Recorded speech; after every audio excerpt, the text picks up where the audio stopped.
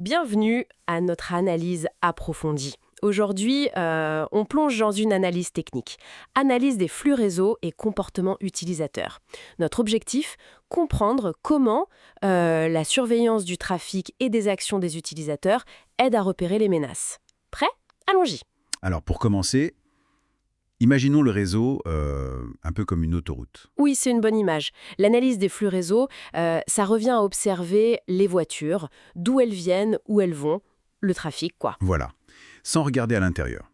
Chaque flux, c'est une communication entre deux points. C'est ça. Et on utilise des outils comme NetFlow, Sflow pour collecter ces infos, ces métadonnées. Exactement. Et comprendre ces flux, c'est crucial, surtout pour la sécurité. Il faut d'abord savoir ce qui est normal sur le réseau. Définir une base de référence. Voilà, pour ensuite pouvoir repérer ce qui sort de l'ordinaire. C'est là que ça devient vraiment intéressant pour la détection. Par exemple, une attaque DDoS, une attaque par déni de service distribué. Typiquement. D'un coup, des milliers de connexions qui ciblent un seul service, alors que d'habitude, il y en a très peu. Les flux montrent ce pic complètement anormal. C'est un cas d'école, ouais. Ou pensez à l'exfiltration de données. Ah oui. L'analyse des flux peut très bien révéler un transfert de données, disons, massif et inhabituel, depuis un poste de travail vers une destination inconnue, à l'étranger par exemple. Un gros signal d'alarme. Potentiellement, oui, pour un vol d'infos. D'ailleurs, l'étude qu'on regarde soulignait un point intéressant là-dessus. Ah oui. Les suspects concernaient en fait des transferts vers des services cloud tout à fait légitimes, Ah d'accord. mais soit nouveaux, soit mal catégorisés. Ça montre bien que la baseline parfaite, c'est compliqué. Intéressant ce détail sur les faux positifs. Mais regarder juste les flux, ça ne dit pas tout, n'est-ce pas?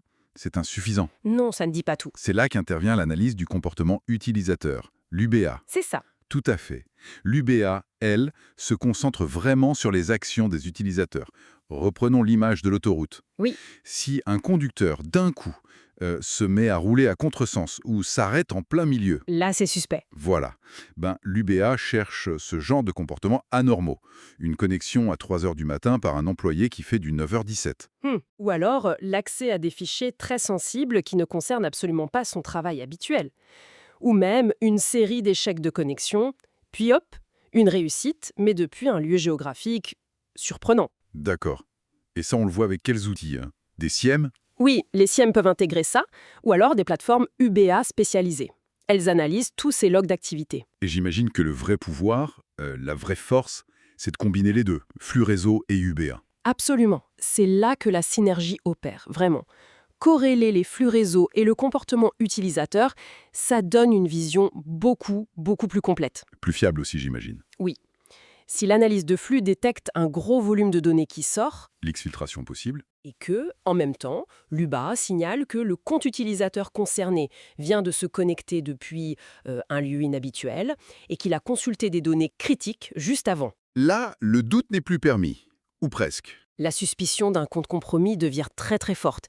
Et d'ailleurs, l'intelligence artificielle, le machine learning, aide de plus en plus à automatiser la détection de ces schémas complexes. Qui serait difficile à voir manuellement. Exactement, ça échapperait facilement. Bien sûr, ce n'est pas parfait. L'analyse mentionne des défis, j'imagine. Oui, bien sûr. Principalement, les faux positifs. Ça reste un souci. Ce qu'on disait tout à l'heure avec le cloud. Voilà. Des alertes pour des actions légitimes. L'analyse citait aussi, par exemple, des alertes déclenchées par des déploiements logiciels massifs mais prévus. Il faut un réglage fin. Et j'imagine la question de nos lits privés. Ah, c'est central, surtout avec le RGPD en Europe. Il faut trouver le bon équilibre entre sécurité et respect de la confidentialité. La surveillance doit être proportionnée, justifiée, c'est essentiel. Un équilibre délicat. Très. Et puis, il y a le défi technique. Gérer l'énorme volume de données générées. La scalabilité, quoi. Pour beaucoup d'organisations, c'est un vrai enjeu. Donc, si on résume, combiner l'analyse technique des flux, le quoi et où du trafic, avec l'observation comportementale des utilisateurs, le qui et comment des actions, Oui. ça crée un outil puissant de détection. Contre les attaques externes, mais aussi les risques internes. Une approche à plusieurs niveaux. Tout à fait. C'est une stratégie de défense en profondeur qui améliore nettement la détection. Et ça soulève une question importante pour la suite, qui était d'ailleurs en conclusion de l'analyse. Oui. Face aux besoins de sécurité qui sont croissants et aux préoccupations légitimes sur la vie privée, sans oublier les défis techniques, Où est-ce qu'on place le curseur? Le juste niveau de surveillance. Exactement. Ce juste milieu, est-ce qu'il est le même pour une grande entreprise très exposée et pour une PME aux besoins différents? C'est un équilibre délicat à trouver. Et adapté constamment, j'imagine. Constamment. C'est une redéfinition permanente, en fait.